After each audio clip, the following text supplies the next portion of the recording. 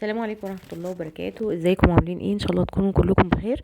النهارده هنعمل تسبيكة المحشي وتحضير الخلطة بتاعته.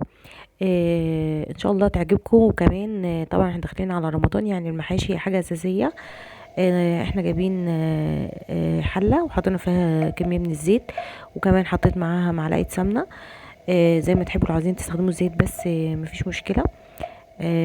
انا بحب احط معلقة سمنة، بالذات كمان لو بلدي بتديها طعم حلو جدا. بعد كده هنبدأ نضيف طبعا كمية من البصل كويسة جدا، يعني انا كنت فرمة 3 بصلات كبار. هنبدأ ننزلهم في الحلة معانا، وهنبدأ نشوح فيهم طبعا. ننزل البصل كله، نبدأ كمان نقلبه لحد بقى ما ياخد معانا لون،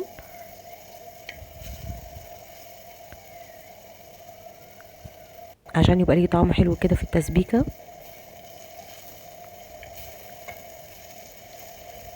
نبدأ نقلب فيه لحد ما ياخد معانا لون كويس جدا.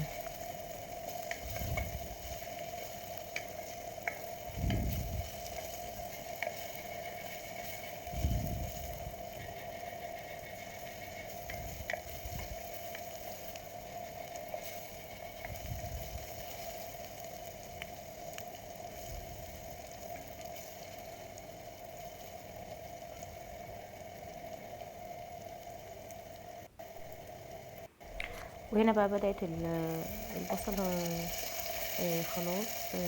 ده اللون اللي انا عايزاه. ابدا انزل بعصير الطماطم، وابدا احط التوابل بتاعتي. التوابل بتاعتي عباره عن ملح، فلفل اسمر، بابريكا، شطه، وكمان مكعب مرقه دجاج.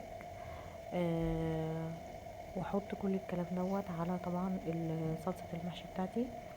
وكمان عندي كمان معلقه بهارات بتديها طعم حلو قوي.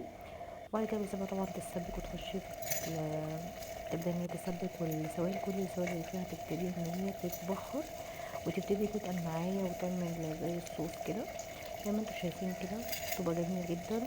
بحب اسيبها تتسبك مرحله جامده جدا عشان تبقى حلوه، ميبقاش فيها اي سوائل.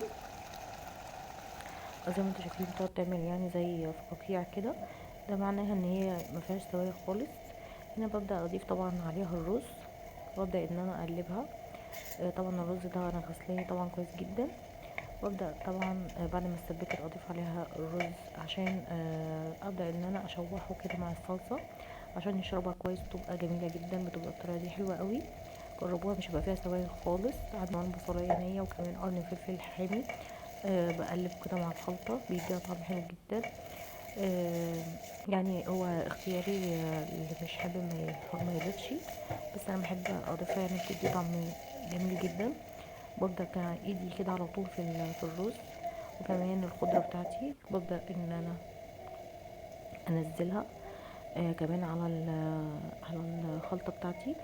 بعد طبعا ما غسلتها ونضفتها، وكمان قطعتها.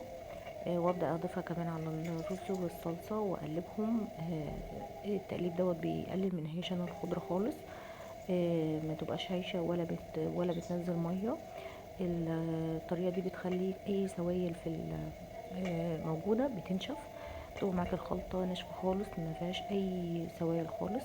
وكده اكون طبعا خلصت بقى، وادي الخلطه بتاعتي بعد ما جهزت.